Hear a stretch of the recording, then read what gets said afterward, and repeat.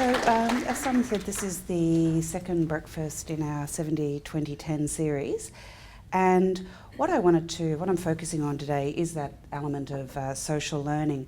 But I just wanted to start a little bit talking about 70-20-10 and what that sort of looks like. I think we always call it 70-20-10, and there's this focus on the numbers, but in reality, there's actually quite a bit of crossover between the different elements, and I think we're doing it a disservice if we see it as discrete buckets. I've heard people say, well, it's actually more accurately 65, 25, 10, and I think it's, which really is a fine distinction.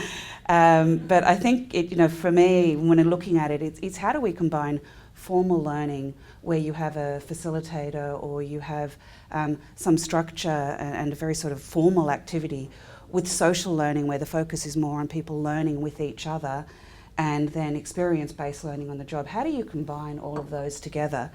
And the areas that are very interested in that is this concept of continuous and modular learning, where you sort of unpack learning, and rather than I'm at work and now I'm going to go somewhere to learn, and I go to a facilitated workshop, I learn, and then I go back to work.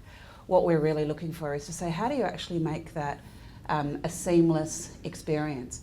So whilst my focus today is the 20, we'll also see how that 20 can blend into both the experience-based and also the formal to help create that experience. Now, one of the things I find fascinating about social learning, it's actually one of the oldest forms of learning and probably predates universities, predates schools. Basically, if a group of people get together and share ideas about how they can do something better, it's social learning. We were talking just before about the halls of mechanics that are dotted around Australian towns. You've got apprentices, professional societies, and so people have been learning, doing this sort of social learning for centuries.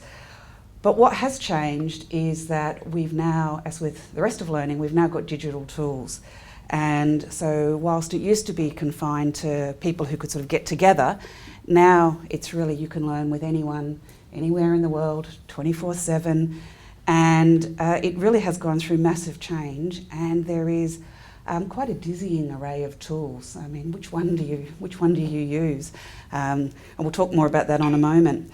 One of the things that happened recently, LinkedIn, which is, everybody know LinkedIn? Yeah. They purchased lynda.com in April this year, and lynda.com is one of the it's an absolutely massive online library of online services and videos. And I think Simon was saying that in their Santa Barbara studios, they're almost the second producer of video behind Hollywood. That's how much video goes online into Lynda. So whilst it's a formal learning sort of interactions, it's just going to be fascinating to see what LinkedIn actually does with this massive library, with their focus on social interaction and connection. And for me, it's another crossover between that sort of social and formal. However, for me, the challenge for learning professionals is how do you actually sort through all of those different options? How do you understand, what are the tools to use? And especially if our stakeholders that we're selling to don't quite understand what those tools are. We've had lots of conversations where people don't really understand the difference between an LMS and an intranet, but they do quite different things. And, discussion boards in LMSs don't tend to be as full-featured as Facebook. And it's like, we want Facebook in our LMS, and it's like, okay, don't quite know of a system that does that. So the challenge is, how do you work through that? But the other side of it as well is that social learning isn't just about digital tools, and we'll come more to that in a moment. So the first theme I'd like to explore is what's the difference between a social media learning strategy and social learning activities as part of a blended program. And there is definitely some overlap, but there's some real differences in thinking. And I think what happens is we often get them quite mixed up, and it's quite hard to unpick them. So if we talk about we're going to run a program, and we'll say, well, let's introduce Yammer as the discussion tool to support it. And the difficulty there is that they're not always, the objectives aren't always aligned. And, it's quite hard to introduce social media tools if they don't exist. So what a social media learning strategy does is it focuses on implementing and getting learners to use social media to share, and it tends to be ongoing and not necessarily confined to a particular program or a particular learning intervention. E-learning industry had a lovely quote on their website. It said that one of the best outcomes of that is that learning has become learner-centric and not teacher-centric, which is really nice. You know, social learning tools support that. And there's a nice range, and my daughter looked at this last night and she said, "Mum, there's no Wattpad on it." And I said, "I'm sorry, I got the image off the internet." So, but I think that just shows you just how many different tools there are. How many of you have organisations use social learning tools or social media in your organisations? How many? Okay, so a few. And how many of those do you think are you then using that social media for social learning? Okay. Not many, and that sort of shows that the challenge is that we have a lot of talk about it, how let's put Facebook and let's use LinkedIn internally, but it's getting the traction of that. So what I want to do today though is talk about how we actually use social learning within a blended program, within a 70-20-10 program. Because I think what happens is when we do talk about social learning, we get distracted into the social media tools. But there's lots of things we can do that don't necessarily use the tools.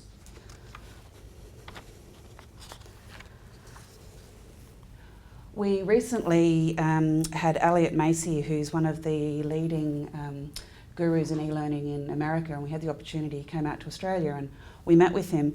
And one of his comments was very clear. He said, "Socialisation is not collaboration."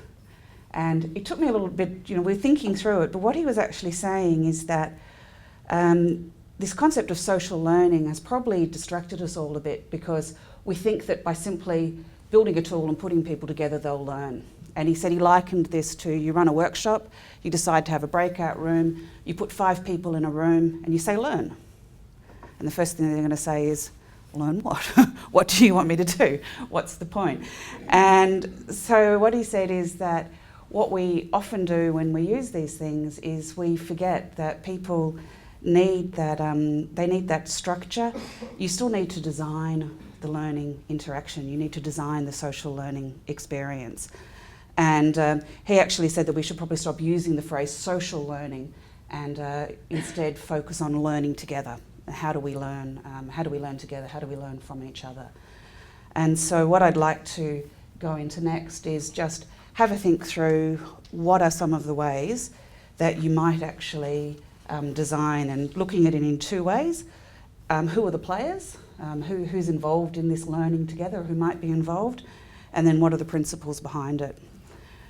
So when we look at the players in learning together, and this isn't limited to this, there could be a whole range of ones, but trying to group them sort of into some main buckets, is it could be the person's peers, so people who are at the same level, people who are colleagues, and they could be involved in peer-to-peer learning, learner-generated content, team projects.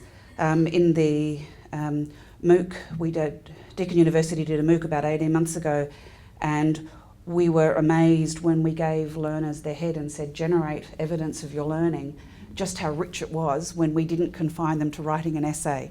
And I'll actually show you an example of that a little bit later. And a lot of research says that learner-generated content used to just reach the facilitator. The facilitator or the teacher would get the assignment. But if you actually share that, it actually leads to much richer experiences, and people tend to lift the bar and tend to provide much better evidence if they know that it's going to be more broad. The next group that could be involved could be are leaders. So it could be the person's direct managers, it could be senior leaders, and again this could be leader-led training, manager as coach, workplace-based activities. There's a whole range of different ways that leaders can be involved in that. But one of the challenges there is that ensuring that the leaders can do it. Just because someone can lead doesn't mean they can teach. And it's knowing what to do, but also making sure they've got the time, they're clear. So it's how do you actually involve that leader in the right way of doing it. And the other group I'm calling out is the SMEs. And these could be internal or external people, and what they bring to the table is their particular knowledge or subject matter expertise. And again, they could be mentors, coaches, export forums. There's a number of ways they could be used. And one of the challenges there is that, my father being a scientist, very aware that people who are very smart and knowledgeable aren't always the best communicators. And how do you actually get them involved, sharing their knowledge in a way that actually makes sense and is digestible? There's no hard and fast rules. A leader could be an SME. If you've got a management training, you could have different levels of people, and a leader could be a peer, but also that person's manager. So there's a lot of overlap, but it's just worthwhile thinking about what is that particular person bringing to the table and why are they there.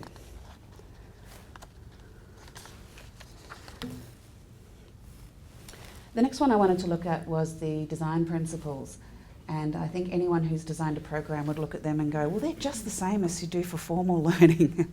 And that's absolutely correct. There is a few differences, and sort of we'll talk through those. But I think that's one of the points trying to make, is that when we think about social learning, even though we're not doing formal learning, it is exactly the same principles.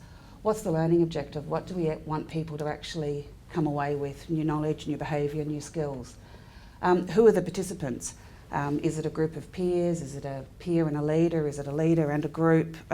Who's actually involved in this interaction or activity? And the instructions, and this is probably where it's a little bit different. If we're doing formal learning, the instructions are things like facilitator guides or their storyboards for how we put it together. But here the instructions need to be very clear and need to be very simple. No matter how much, how beautifully we craft our 100-page guides for an action learning plan, in reality, no one's going to read that. So how do we make it really simple and really digestible so that every single person who's involved in it is really clear around what they need to do, why they're there, and what they're bringing to the table? The next one is the time frame. When do we actually want them to do it? It can be very open-ended. Things like mentoring and coaching can tend to be ongoing, but for lots of other things, we want those activities completed within a certain time frame. And the final one, the outcome. How do they know when they've actually done it? I think we probably all had that experience of doing something and go, now is that right? Was that what I was meant to do?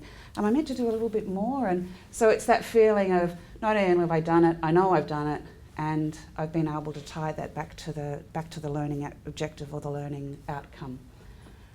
So what I'd like to do now is walk through a particular example in a little more detail, and then just going to touch on a few other examples.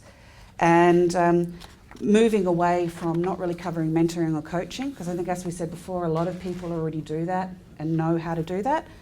So the first activity I want to look at is it's a peer-to-peer activity, and it's based around coffee, which this time of the morning is a nice thing to do.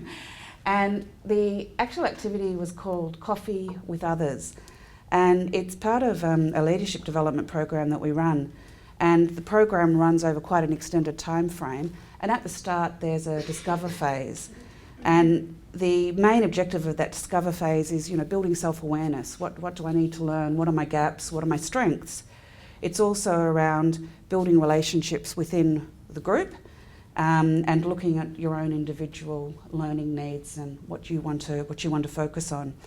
So for Coffee with Others, the actual objective was, how do we build relationships, but not just the simple get to know people, shake hands, say hi, but to actually begin to understand the other person, understand the strengths, understand what they bring to the table, and share that with yourself. So that was the objective. Meet other people and actually start to know them on a deeper level. The participants, it is a peer-to-peer activity, and each person in the group was required to have coffee with 2 others. So over a 6-week period, it wasn't an onerous task. It wasn't something that people could say, oh, I don't have time to do it. 2 coffees over 6 weeks. The instructions.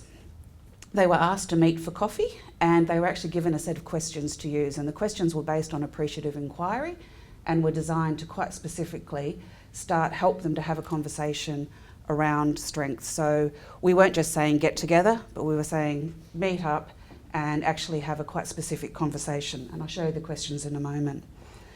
And how we set it up, there was initial orientation day, and the activity was explained, and each person was asked to write their name on 2 post-it notes, and then they had to circulate and find 2 other people that they could exchange their post-it notes with. So at the end of 5 minutes, the objective was have 2 post-it notes, not your own name.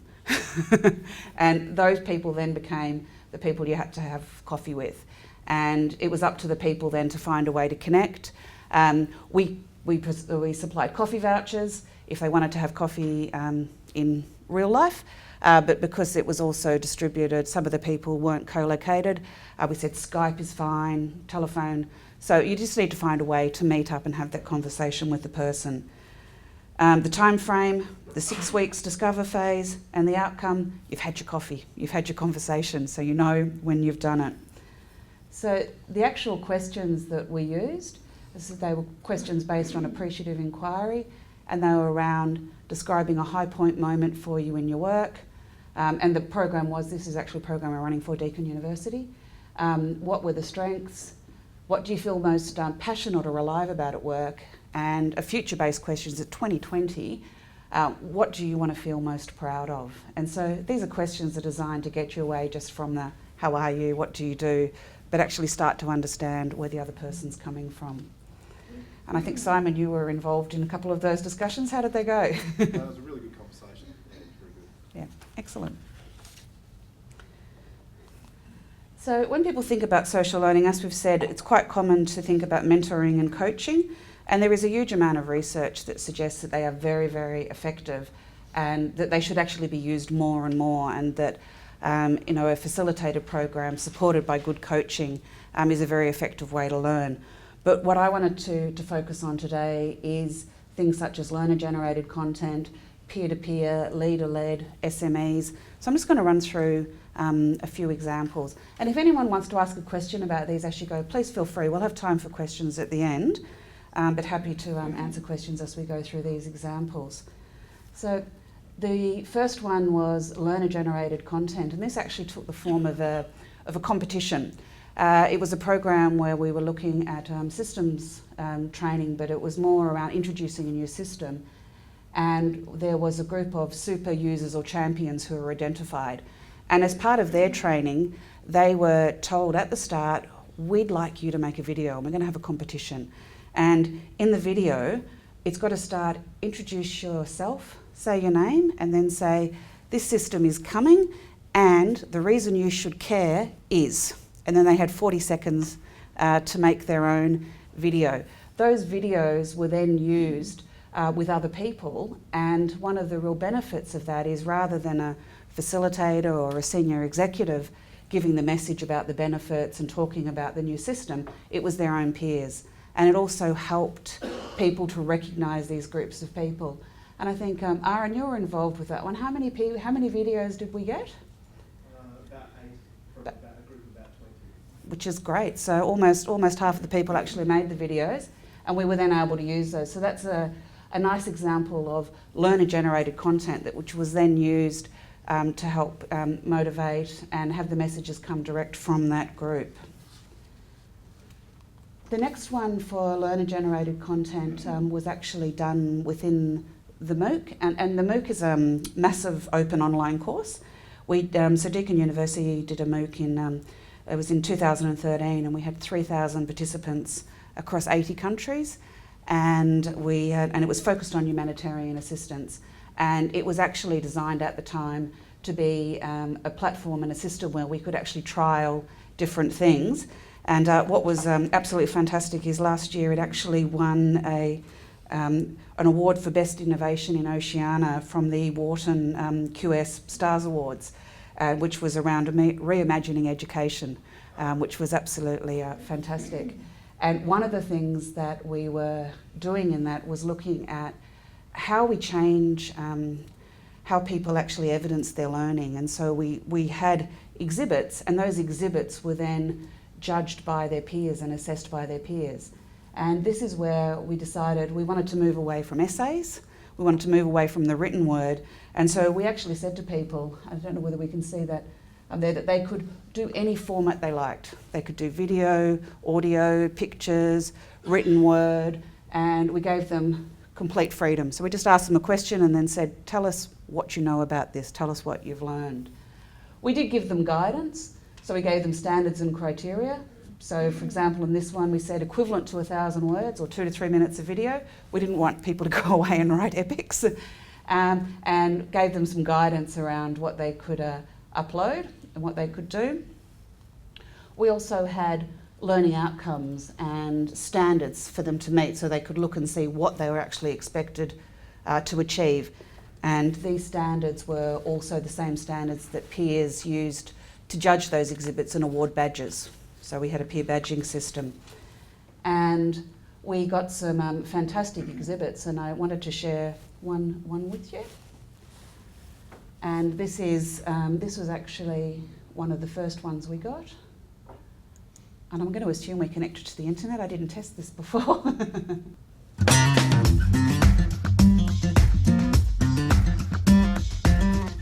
There is certainly no doubt that humanitarian emergencies are becoming larger, more complex and more interconnected.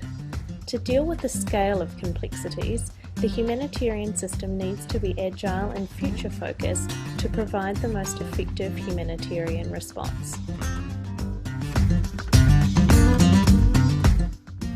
The humanitarian system was not always as large, well-organised or recognised as it is now. The concept of the humanitarian as someone who acts to assist others in their time of need is actually centuries old. The ICRC... I'll just stop that there because that probably gives you an idea of what it was.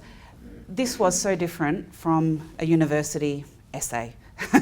And it wasn't, and it sort of set the bar then for what we got. We got murals, we got video, we got sort of talking sort of photo journals. There was all sorts of things that were there. And what was really good about that is they then became things that other people could watch and see, and so they started to develop the content, and so the course then grew beyond what we had put in there. And that's one of the benefits of learner-generated content, is it brings together all different perspectives. And what was quite amazing, given the number of countries that it came from, seeing the input from people in other societies and in other countries within that. And so one of the things we recommend, if you are looking to do that, go and have a look at sort of some of the free tools that are available. Powtoons. Has anyone come across Powtoons? Okay, so that's a great little free tool. You can also get a lot of these. You can get a paid-for license as well, and it removes some of the advertising, and you can do more. But just for making quick little videos, there's things like Powtoons, Go Animate. Prezi is a bit of an alternative to PowerPoint. Murally, which actually lets people collaborate and create murals together. And all you need to do is type into Google, free presentation tools, and believe me, you'll get lists and lists of them. So it's very easy to give people tools and ideas about how to present. And the nice thing is that our experience is that it's not just the 15, 16-year-olds that can use them. I've actually used some of them, and I'm definitely not 15 or 16. So, these things are quite easy to use and guide you through how to use them. So the next example I wanted to look at is, again, peer-to-peer, but quite different. Doesn't rely on video, audio, any social tools. This was actually an example that was used within a formal learning environment, and it was a development program for a sales team.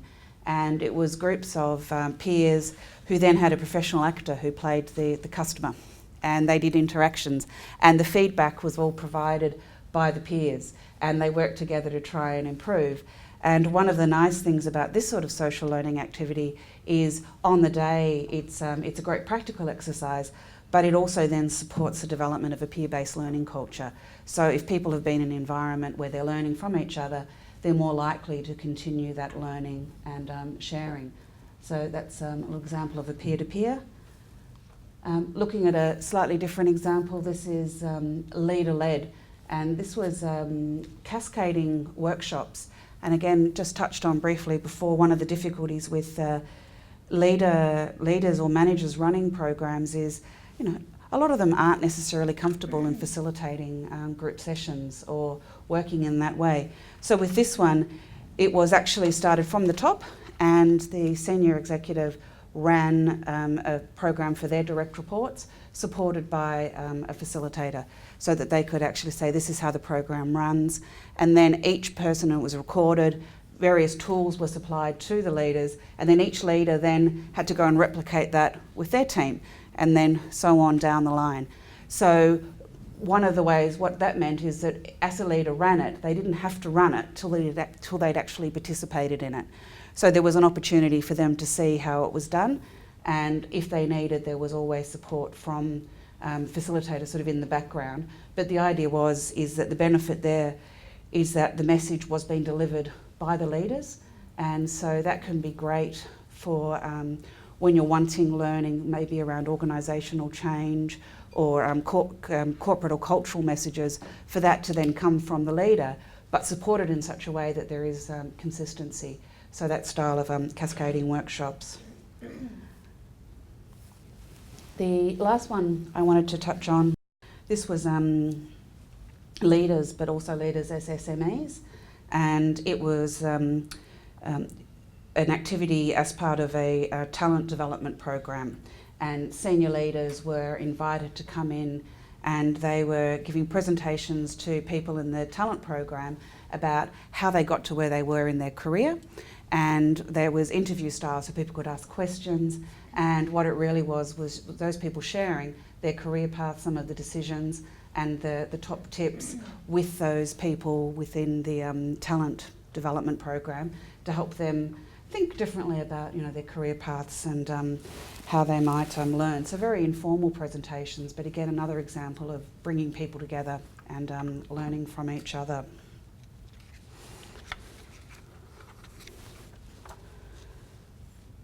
So for me then the next question is, how do we start to put all this together? I mean, because you really could go on and think and do research. There's lots and lots of different ways of bringing people together, lots of different ways to allow people to learn from each other. But how do you plan it all out? And we talk about it, Lego learning, or like a big jigsaw, and fitting the different pieces together. So one of the things we look at is this sort of face-to-face digital sort of toolkit, and saying what are all the different tools that could be within that toolkit, and starting to build up a library in much the same way. I remember 15 years ago when I was a facilitator, we had a lovely toolkit, and here's all the activities that you could do within a facilitated course. But now the toolkit is much bigger, and it includes things that you can do for social learning, and Kelly will touch on things that you can do to support the experience-based learning. And so looking at that, are we face-to-face, are we digital? And again, face-to-face doesn't mean formal, it just means, can I actually put two people in a room together, i.e. for coffee? That's face-to-face. And then formal learning, social and informal, the assessment. How does all that fit together? And so it's that principle of building that toolkit so that when you design a program, you can start to piece it all together. And one of the mechanisms we use for that is, are we calling it the corridor of learning, the hallway of learning? But this is a diagram, I think we showed it in the 10 breakfast as well, is it underpins a lot of our thinking, and it's around the different phases of learning. So when we start people out, we want to prepare them for learning. How do we get them curious? How do we get them motivated? So one of the example there is that we've been using little videos from either other participants or executive leaders as the invitation. Rather than send out, you're about to go on a program, this is what you're going to learn, just send out short video snippets, 30 to 60 seconds long. Getting people into that mindset, and how do you want people receptive to it? There's then a discover phase, and the discover phase is around quite often could be flipped content. How do we push information out there? And how do we get people understanding what they're going to learn, what their learning gaps are? That's a great place for building self-awareness. One of the trends we were talk about often is the personalised learning, And another way of looking at that is learning in the gaps. When I come to a learning or a training program, I already know a lot. So I don't want to relearn that. I want to know what I don't know, and then I want to be able to focus my learning efforts on that. So a lot of that can happen in the discover phase. What do I actually need to learn? And also, what are other people here bring? How do I learn off them? Then you've got on the job, connect, and that's very much around the social learning, which could be coach peer frameworks, discussion forums, learner-generated content, curated content. We didn't touch on that today, but a lot of what we do now is try and say there's a huge amount of learning resources out there. We actually use Lynda in a number of our programs, because if we're looking for good videos on topics around leadership or business or project management, there's a wealth of information already out there, which is good. And the question is, why would you reinvent that each time? How do you bring it together? So, and that's also the reason too for the learner-generated content. Again, as learning professionals, we know a lot, but we don't know it all. So how do we bring that other information in? Then consolidate and embedding. So it's looking at how we actually take people along that pathway of learning, and social learning could fit in at any stage within that. And that's what we mean by, at the start, it not being a blend, it not being, here's where you do your formal learning, here's where you do your social learning, and then we push you back out to the workplace, go and do workplace learning, then come back. It should all be a fairly seamless blend. So, in conclusion, I'd like to say social learning is so much more than just connecting people. It's great to get people together, but if you're actually wanting to design social learning, it's getting them together with purpose and with objective. And it's not necessarily complicated, but it does need to be planned. It's that old saying, magic just happens. Well, it doesn't. And it's exactly the same with learning. It doesn't just happen. There needs to be some planning. There needs to be thought underneath it to help guide people. But it doesn't necessarily need to be complicated, but it has some really, really powerful benefits around social learning. It can deepen relationships, it can share knowledge and skills and help people to share that and build that culture of shared knowledge. It can build a support network. Sometimes when people learn, especially if it's soft skills or behaviour change, you can be quite vulnerable and it can be quite hard to change those. But if you've done good social learning, then you've got a support network. Providing people with new ways of learning, new ways to think about learning, and it creates a continuous learning culture. So done well, very powerful. Thank you.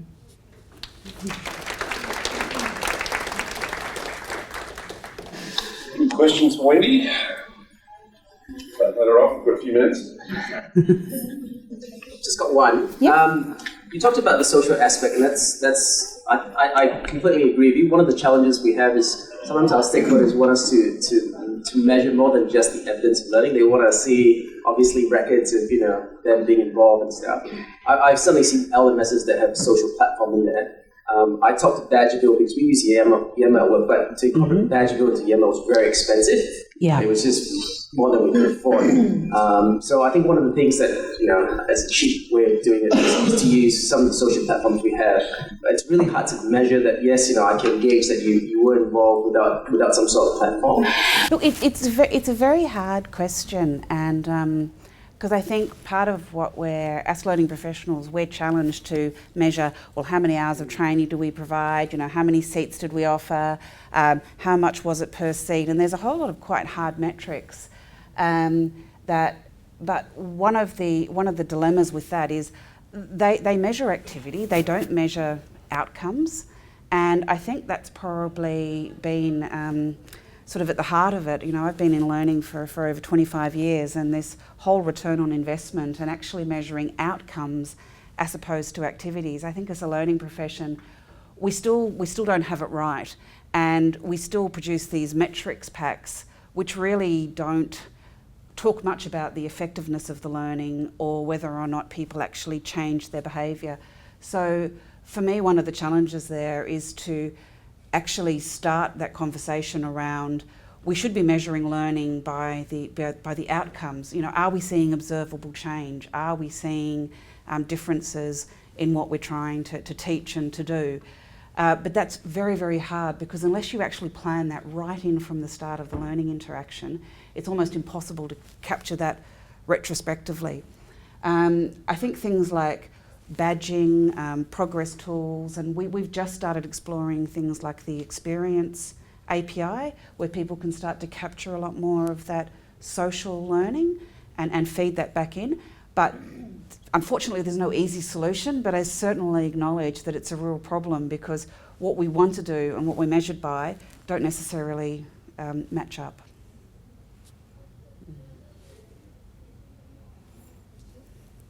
When you're doing a lot of that create your own social learning type stuff, do people use that one was on YouTube? Do people tend to use YouTube, or are there other sites that you can use that are more campaign to particular organisations or groups or developments? You can use lots of different ones. When we did the MOOC, we were experimenting with Pathbright, which is a student Pathbright, which is a student or portfolio system, and it allows people to create portfolios.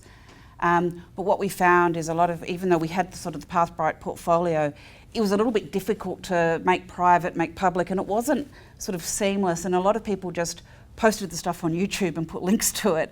Yeah. And a lot of people are quite comfortable out there, but certainly in schools now and through universities, there's a lot more encouragement for people to make digital portfolios and to upload that sort of content, you know, and YouTube itself, you know, it's 1.4 million learning channels, not just learning videos, learning channels, and you know, and counting.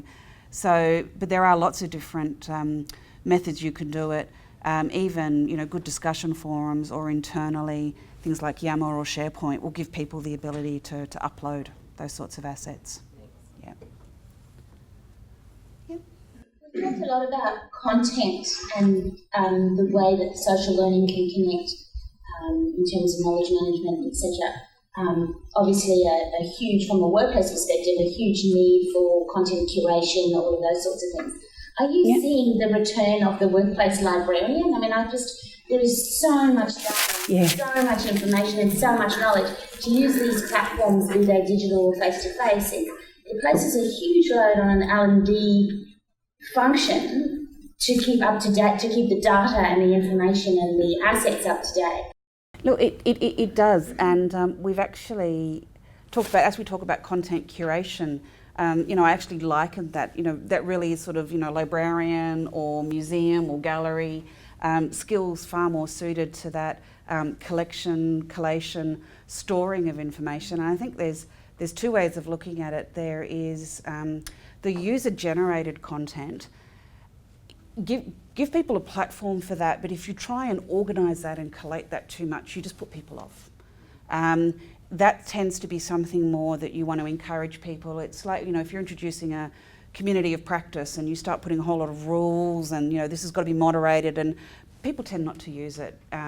So I think for user-generated content, it's more find an appropriate platform and get out of the way, but have things like likes, dislikes, the ability for people themselves to tag it, and the good ones generally do float to the top.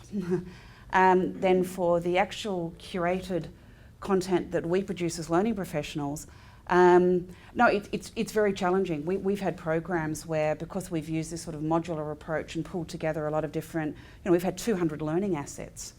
And you sit there and you think, how do you keep track of them, and how do you know where they are, and if you want to update them? And so I think we'll see more of things like content management systems used with LMSs, but definitely the skills of librarians, I do see that as one of the emerging roles of learning professionals, taking the focus away from creating the content to actually finding, contextualising and allowing people to navigate through that content. Yeah, vital skill that we need to develop. Just a couple of comments before we thank Wendy. Some of the examples Wendy shared from a program that DeakinPrime is designed running for Deakin University, our parent company, if you like. for the top 100 senior execs and managers. And it's a program where we've had the opportunity to bring in design elements and, around 70-20-10 around personalisation that we think are absolutely best practice in an environment where we're doing it for ourselves, if you like, getting an opportunity to drink our own champagne. And I'm one of the participants, one of the learners, which always makes Wendy quite nervous. She always comes and seeks my feedback. How did it go? But it has been, I've had programs before, and it is quite different, and it's the most engaged I've ever been on a program. So I encourage you to reach out and perhaps have a chat to David or Kate, Morgan, or Rennie, our business development team, for them to share some of that with you, some of those elements, because it's a framework that doesn't necessarily involve the design of a lot of expensive content. It can tap into frameworks and content that are already in existence within organisations. But what I'm really enjoying is those elements of the 70-20-10, particularly around the collaboration that's been touched on today, and around the personalisation aspect. So encourage you to come over and chat to us about some of those things. It's a really terrific and engaging program. So if we can give Wendy one more round of applause. As I said, Kelly Kieski is part 3 or part 70 of the 70-20-10 breakfast series coming in November, 11th of November, so the invitations for those will come out closer to the time. Just mention the next event we do have coming up on the 25th of August, which is a lunch event around gamification, and really by Dr. Melissa Bedonia, who's an expert in this field, and very much focused, again, and I was talking to Julie earlier from ANZ, there's a conception, or misconception if you like, that gamification in learning is all about developing really expensive online games. And there is, that certainly is part of it, but there are a lot of opportunities to include gamification in the design of quite affordable and simple approaches to learning. So that's what that lunch session, what Melissa's going to talk about. So that's open for registration, Georgie, getting quickly, because I reckon that one will book out fairly quickly. So hope to see you on the 25th of August. Again, thanks for getting up early and look forward to seeing you again soon. Thank you.